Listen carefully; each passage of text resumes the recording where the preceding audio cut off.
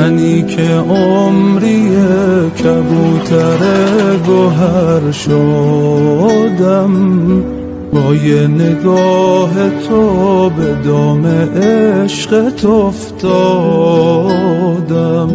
رویای گنبد و هر موقع هر کجا دیدم، با یه دل شکسته به آقا سلام دادم.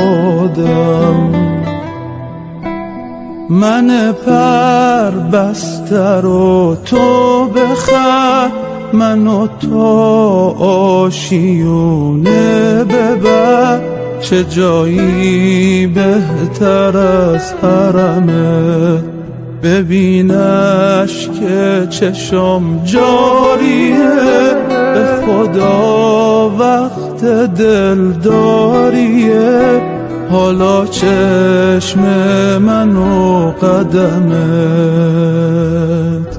دستم خالیه،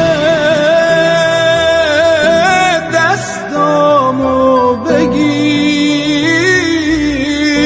ایوه الرؤوف یار معلمی.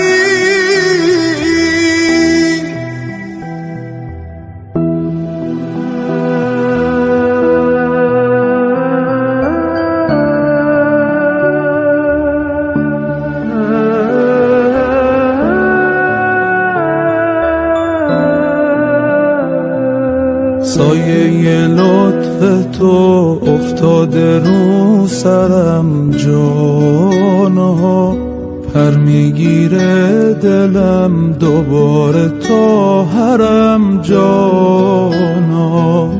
حالا که دورم از حریم با صفای تو، میون عاشقا اسم تو میبرم جانا.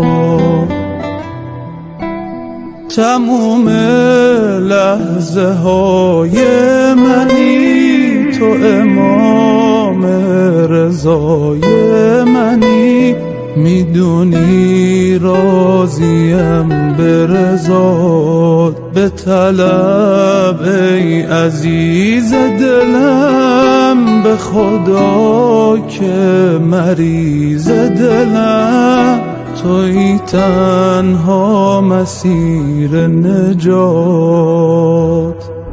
دستم خالیه،